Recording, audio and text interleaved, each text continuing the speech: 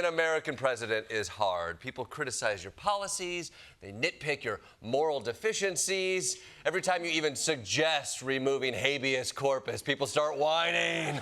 No, we need that, boo-hoo. You know, sometimes you just want to go somewhere where people don't pick apart your flaws and they treat you like a king. Overnight, President Trump touching down in Saudi Arabia, escorted by military jets. A lavish welcome for his first visit to the Middle East since his re-election. The Saudi prince greeted him at the airport, and he got a horse escort into the Saudi palace. What? A horse escort? I gotta say, when you hear that Trump got a horse escort,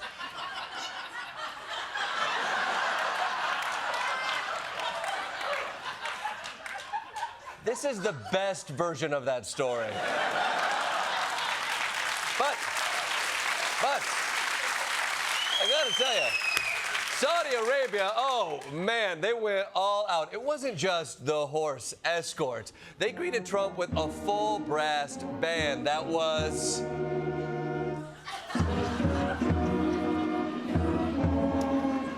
really trying their best, you know? And then it was time for Trump to walk down the famous purple carpet. And so he walked, and he walked, kept walking. You know, it feels like he could have stayed in the car for some. Oh, now we took an escalator. Great, we're done with. No, we're still walking. Yep, that's fine. It's a cool 108 degrees. This guy can handle it. You know, Trump's looking at the carpet, going, you know, these things fly here, right? Don't they show me a whole new world or some shit like that?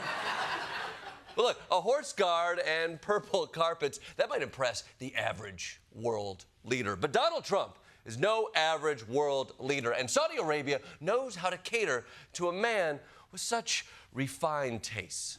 Saudi Arabia had a McDonald's mobile truck come on site so that President Trump could have his favorite McDonald's.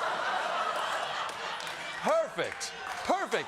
Oh, I gotta tell you, it is nice to see they got another use out of the horses once they were done with that escort. It's good to know. It's good. It's good. It's good. You gotta hand it to the Saudis, though. They know the fastest way to Trump's heart is through his stomach, out the colon, with a little bit staying behind in his arteries. You know, but not everything in the royal kingdom was to Trump's liking. Now, after they arrived, the Saudis served some coffee, but while everyone else drank theirs, Donald Trump just held his in his hand the whole time. Look at that. Look at that, right? It looks like he was waiting to give a urine sample to the nurse. Yeah, I gotta tell you, I get this. Honestly, I get it. Unfamiliar coffee on a trip is risky. One sip is all it takes to go from traveler's constipation to traveler's, you guys go without me, I'm gonna hang out in the room for a while. It's a smart move. It's a smart move, Mr. President. You don't want to throw a wrench into that perfect gut biome you've created. Now, that being said, Trump maybe regretted not taking that caffeine shot a few minutes later. Mohammed bin Salman is saying we need a resolution on a Palestinian state. And I don't necessarily recall several years ago, pre-October 7th, as that being a demand that he had necessarily stated publicly. Do you think his position has changed, or do you think the way he has expressed himself, has that changed?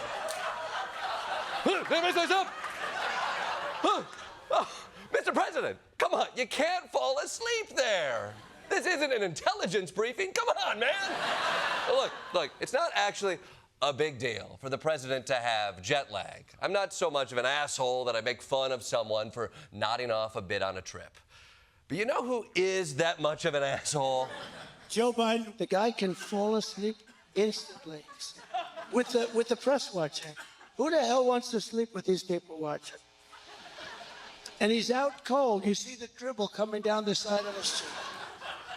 Well, well, well. Look who's sleeping now. Woo, well, well, well. I tell you what. Joe Biden, you must be loving. Oh, he's passed out. Never mind.